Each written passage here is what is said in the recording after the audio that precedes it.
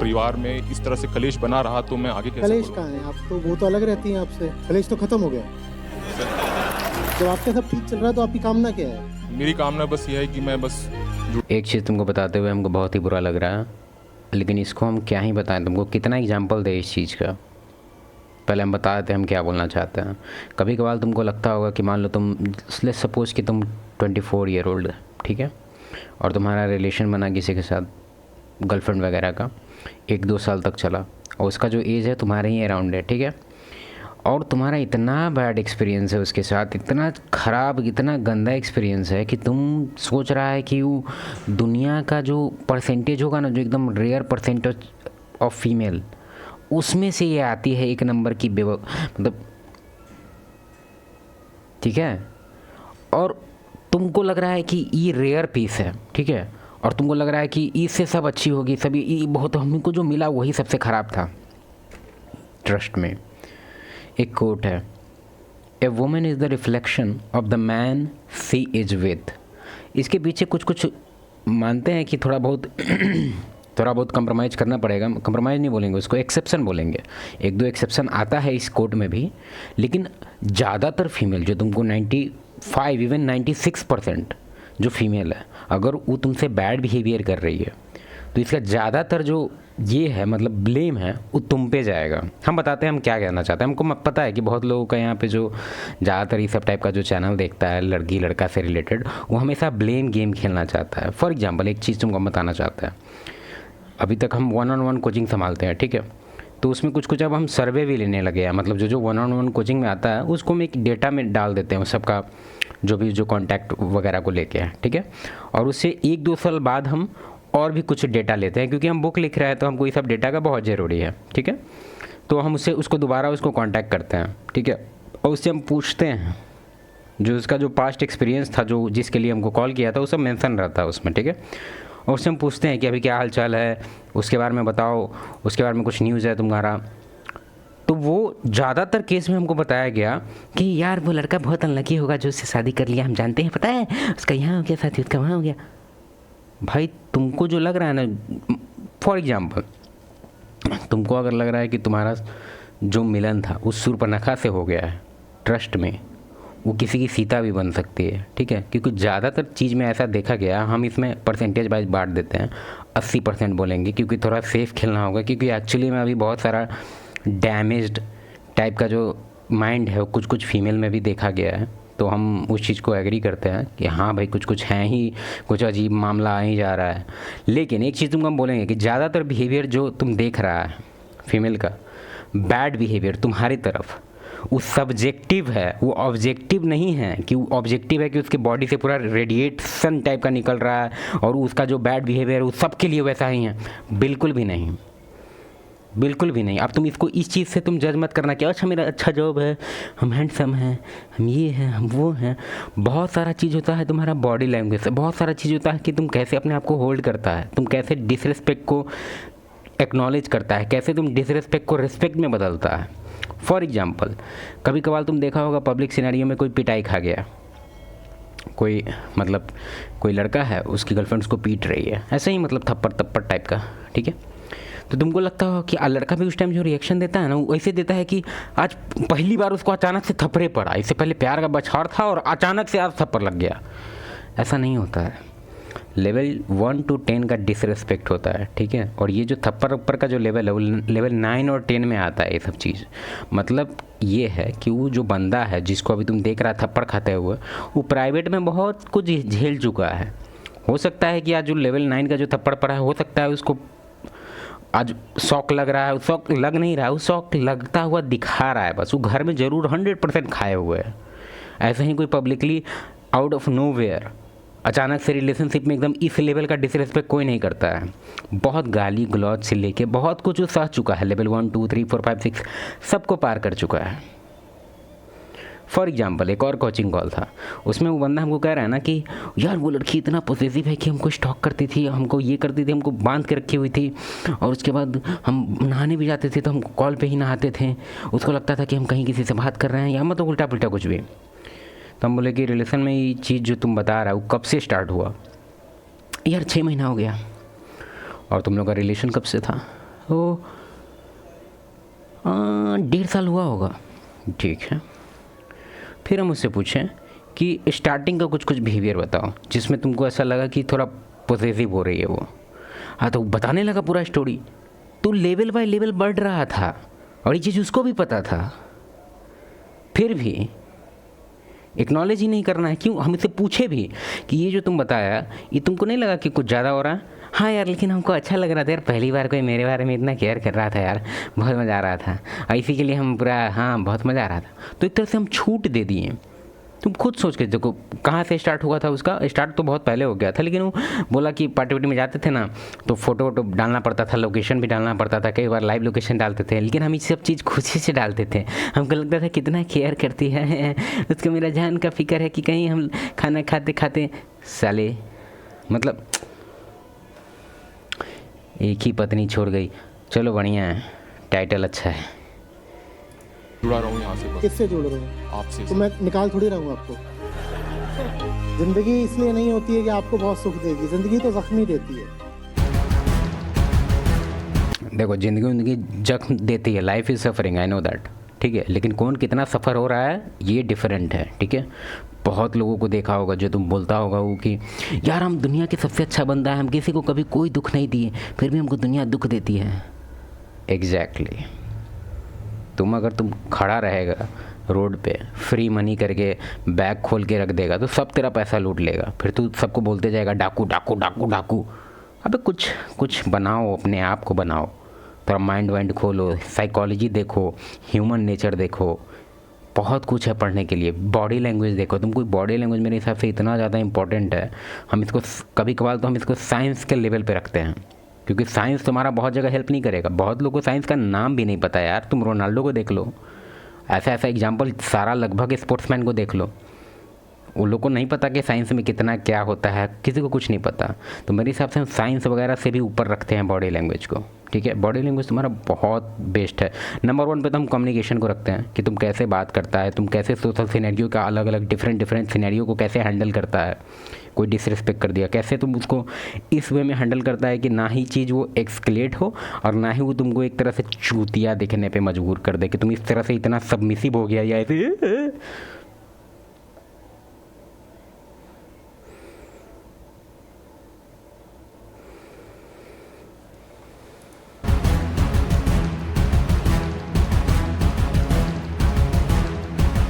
और ये जो तुम लोग का माइंडसेट है ना, हम लड़ेंगे, दुनिया से लड़ेंगे। पहले अपने आप से लड़ो, दुनिया से लड़ेंगे। तुमको क्या लग रहा है बे? अपने आप को तुम एक्नॉलेज नहीं करेगा कि तुम वीक है, फिर दुनिया को तुम ब्लेम करेगा कि दुनिया तुम्हारा एडवांटेज ले रहा है। इससे बड़ा बेवकूफ़ वाला सोच हम कहीं नहीं देखें। और अगर हमको नहीं पता ये वीडियो में अभी क्या होने वाला है, लेकिन हम इनका कुछ वीडियो देखे हैं जिसमें कोई फीमेल या मेल आता है, कहते हैं दुनिया बहुत ख़राब है तो दुनिया को दिखाओ। अबे ठीक है, अच्छा हमको क्या ही बोले अभी।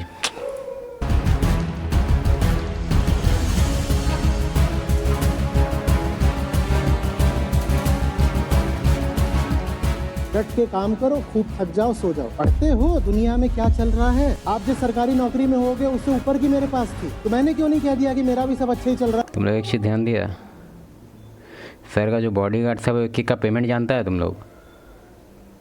50-60 हज़ार रुपये लेता है, समझा, महीने का।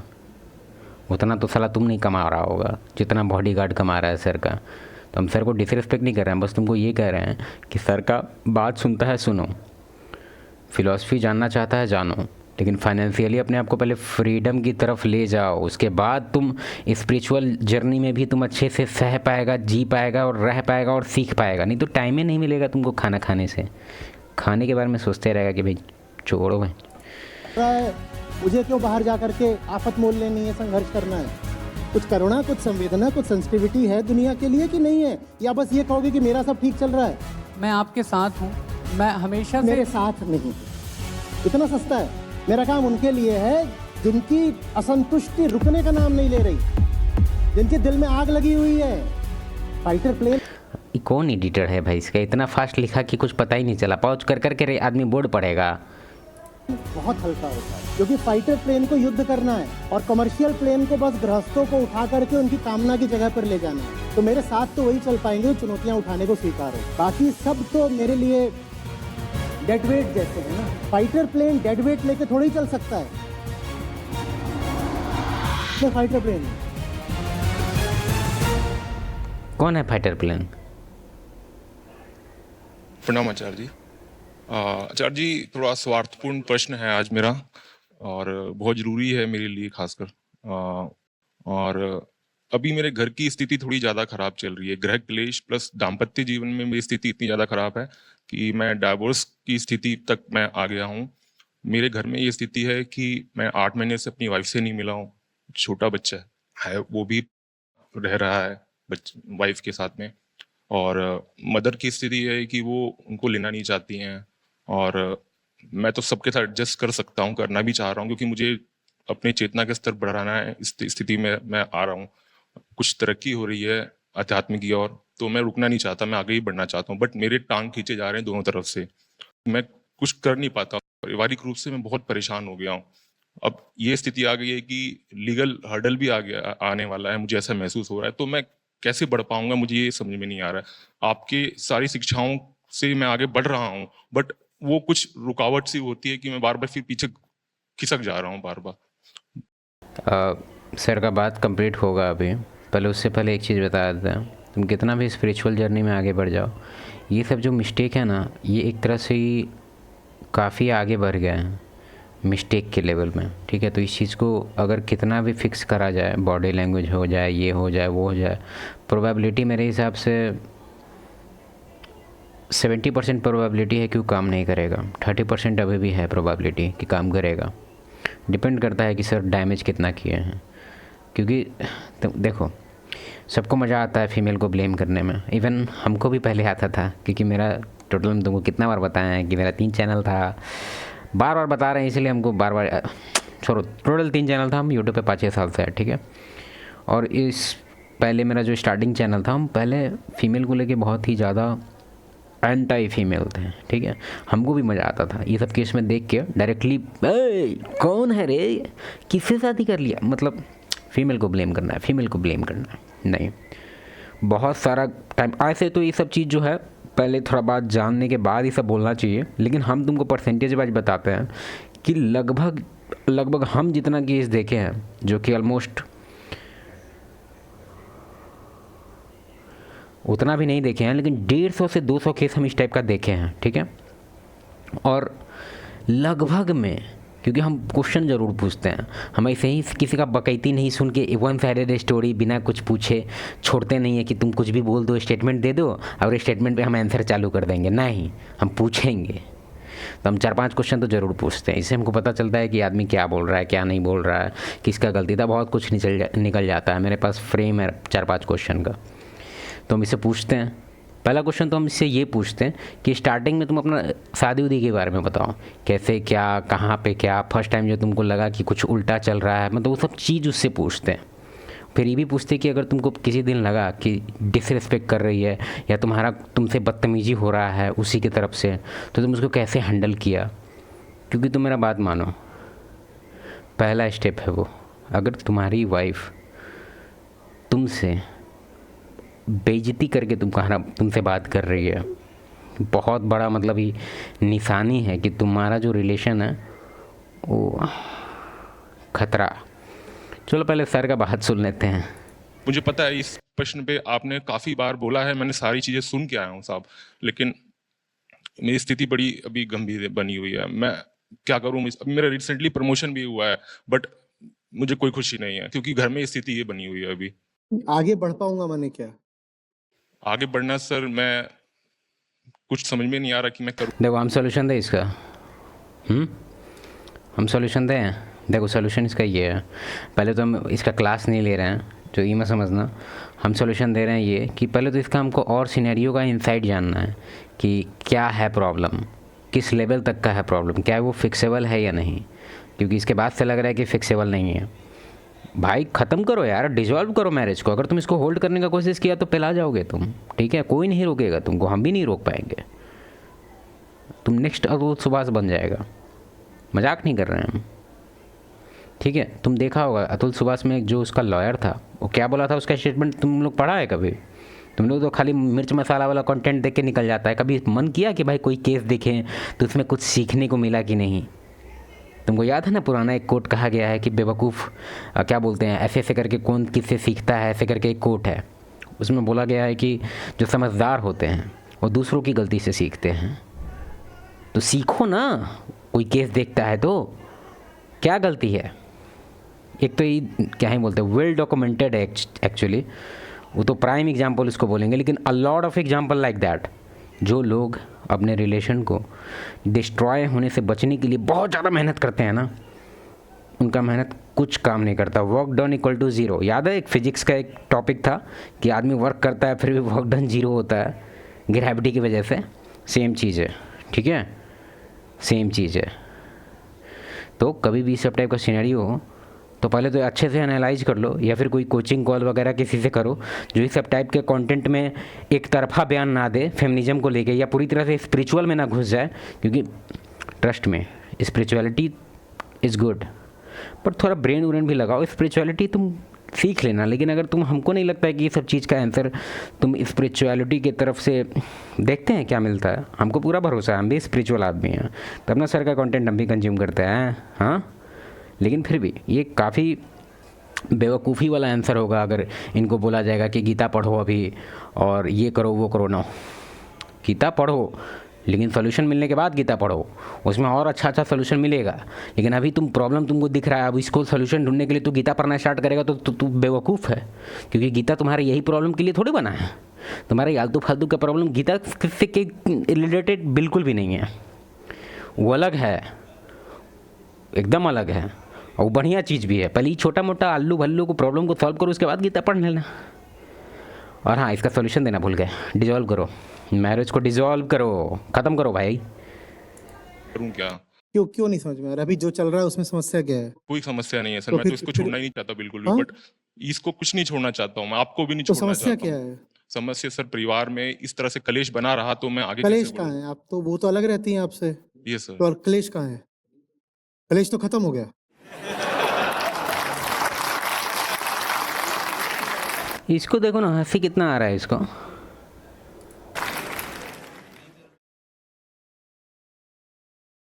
लीगल हर्डल माने क्या? हर्डल तो होता है बाधा।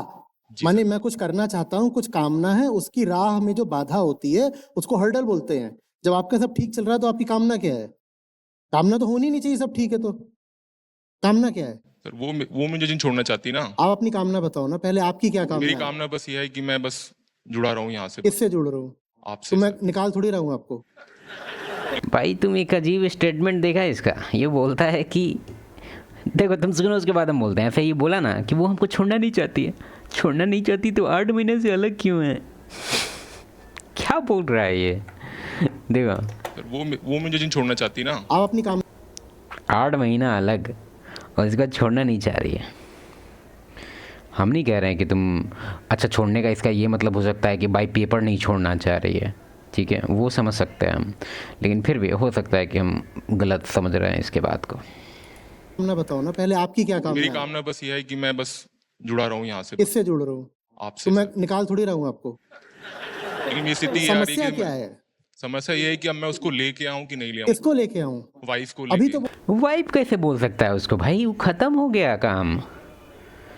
यही गलती तुम लोग करता है। देखो, कोई सिचुएशन जब अनफिक्सेबल लगे ना, तो सबसे पहले वहाँ से उसका टाइटल छीन लो तुम लोग, ठीक है। फॉर एग्जाम्पल बहुत लोग को देखे हैं कि गर्लफ्रेंड को लेकर बहुत परेशान हो जाता है, पूरा एकदम कंसर्न रहता है ओवर।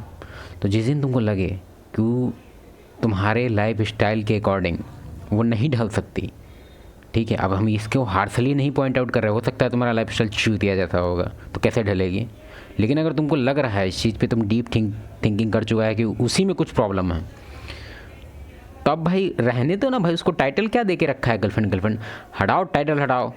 बस टाइटल हटाने के लिए बोले हैं उसको, ऐसा नहीं कि उसको अपनी लाइफ से निकाल देना है, नहीं, उसको रखो लेकिन टाइटल हटा दो। और उसको बताओ भी मत कि टाइटल हटा दिया, बस माइंड से उसको निकाल दो कि एज ए गर्लफ्रेंड थी, अभी फ्रेंड बन चुकी है। जितना भी रिलेशन है फ्रेंड है। हो सकता है वो बार बार बुलवाए तुमसे आई लव यू वगैरह, बोल दो, कोई दिक्कत नहीं है। लेकिन टाइटल हटा दो अपने दिल से। उसका जो एक पोजीशन रखा हुआ था, तुम अपने आप को तुम हमेशा एक डायरेक्टर समझो, एक मूवी प्रोड्यूसिंग कर रहा है तुम, ठीक है। छोटा छोटा उसमें स्टाफ आता है, ठीक है। तुम उसको स्टाफ को उसके अकॉर्डिंग, जितना उसका काबिलियत है उसके अकॉर्डिंग तुम उसको जॉब देता है। जिस दिन जॉब में कुछ प्रॉब्लम किया उसको फायर करो, अगर उतना प्रॉब्लम नहीं किया तो उसको स्टाफ फिर से स्टाफ बना दो। बोला मत लेके आओ। मम्मी बोलती हैं कि एक बार आचार्य जी से पूछ पहले के आओ। आप समस्या बताओ साफ। ये बोलते हुए हमको बिल्कुल अच्छा नहीं लग रहा है, लेकिन आचार्य जी का हम भी बहुत दिन से वीडियो देखते हैं, हमको अच्छे से पता है, ठीक है। हम भी फ़ैन हैं इनके 60%। सोल्यूशन वोल्यूशन ये वाला तो केस में हमको नहीं लगता है कि सर दे पाएंगे। सॉरी, तुम फ़ैन हैं, हम भी फ़ैन हैं, लेकिन हम बता रहे हैं ये सॉल्यूशन सर क्या देंगे। सॉल्यूशन इसका क्या, जो सॉल्यूशन देंगे वो सॉल्यूशन सुनना ही नहीं चाहेगा। ये सॉल्यूशन क्या है जानता है? पता नहीं सर बोलेंगे कि नहीं। छोड़ दो भाई, you can not control her. Sand की तरह है वो, जितना दबाएगा उतना बाहर निकल जाएगी, ठीक है। मदर ने आज बोला है कि आप पूछ के आइए आचार्य जी से। बहुत पूछना सुनते हो क्या, ना। मैं मना करता हूं? मुझसे पूछ के होता है क्या? वहां कहीं पे एक बटन लगा होता है अप्रूव्ड बाय आचार्य जी, में थोड़ी होता है। जो रजिस्टर कर ले, मेरा क्या है? हाँ तो समस्या बताइए पहले। समस्या सर यही है कि अब मैं कुछ आपका प्रमोशन हो गया है, कोई समस्या है? नहीं सर, कुछ आप गीता से जुड़े हुए हैं, कोई समस्या है? बिल्कुल नहीं तो सर। फिर समस्या क्या है? मैं सर कंसंट्रेट नहीं कर पा रहा हूँ। क्यों नहीं कर पा रहे? समस्या समस्या हम बताते हैं। ये समस्या ये है ना कि ये सोच रहा है कि अगर हम गीता से कनेक्टेड हो गए हैं और आपसे कनेक्टेड हो गए हैं, क्योंकि आप लोग बहुत दिमाग वाले हैं, आपका हाई आईक्यू है और गीता उता आप लिखे हैं, तो गीता उता पढ़ उड़ के और आपका हाई आईक्यू को यूज करके क्या हम अपने फैमिली को फिर से फिक्स कर सकते हैं क्या सर? क्या हम अपने फैमिली को दोबारा से हैप्पी बना सकते हैं सर? तुम स्टार्टिंग से देखो इस बंदे को, इसके अंदर यही सवाल है। जानता है जैसे ही ये सवाल पूछेगा तो डांट पड़ जाएगा इसको कि तू क्या समझाया रे, लेकिन इसके अंदर यही सवाल है कि सर ऐसा कुछ ट्रिक बताइए कि हम अपने फैमिली को फिर से हेल्दी कर दें। पहले अपने आप को बदलो, बाद में हेल्दी करना। बताइए। क्योंकि वो मेरी टांग खींचते रहते हैं टांग कैसे खींचते? तो दूर है सर। उसी समय ऐप पे मैं सुन रहा हूँ आपको हाँ। फोन आते रहते तो हैं। फोन तो आ रहा है। भाई क्या बोल रहा है ये?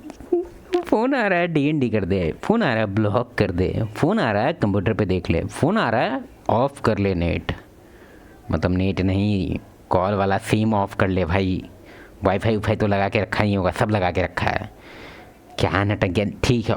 ओ सुन रहा है गीता, ऑनलाइन नहीं चलता, अगर चलता भी होगा तो पता नहीं। तो तू कुछ ना कुछ कर सकता है। क्या एक्सक्यूज़ दे रहा है यार?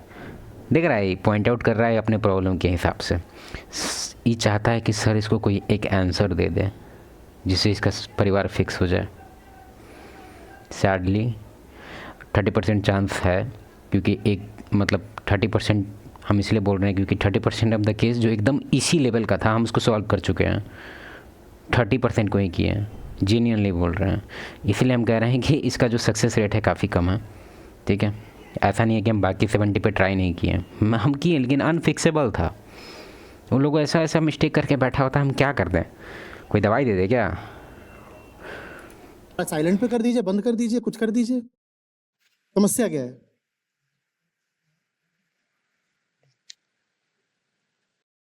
जब तक समस्या बताओगे नहीं ईमानदारी से, तब तक बात बनेगी नहीं।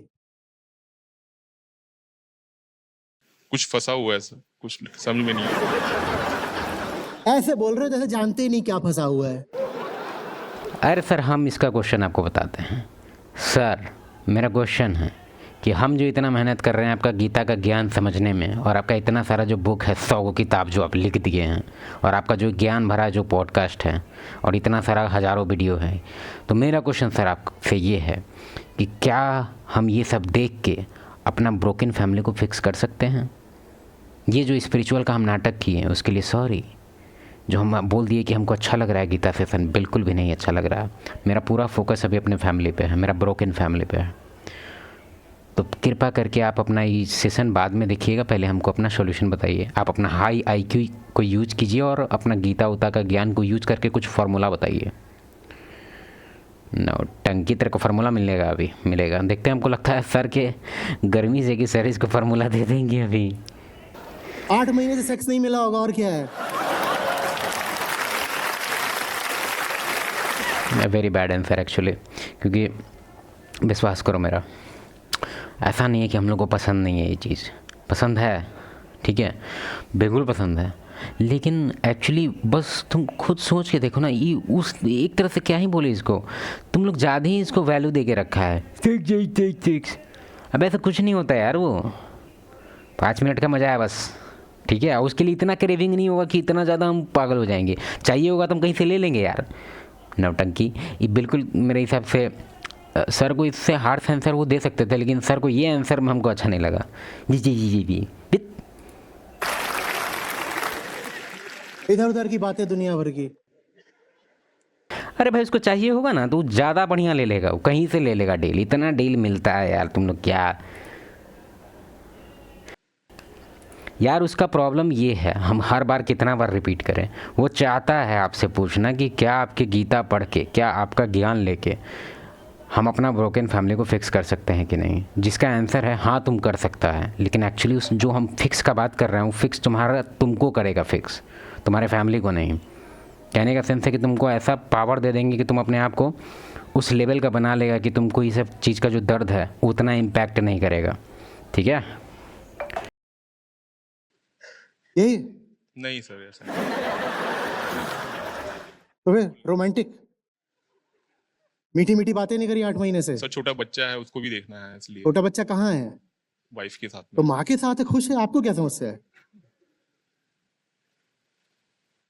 साफ साफ समस्या बताइए, नहीं तो बात नहीं बनेगी। बस मैं सर आगे क्या करूं, मुझे ये समझ। आगे क्या करे, चल तो रहा जो चल रहा है, ऑफिस जाते हैं, वापस आते हैं, दौड़ो, पिक्चर देखो, मौज करो, रात में सेशन करो, समस्या क्या है? शायद मैं खुद ही समस्या बन गया हूँ नहीं शायद। नहीं नहीं नहीं नहीं, दार्शनिक नहीं मामला, क्योंकि सर कई बार व्यवहारिक रखिए। समस्या क्या है?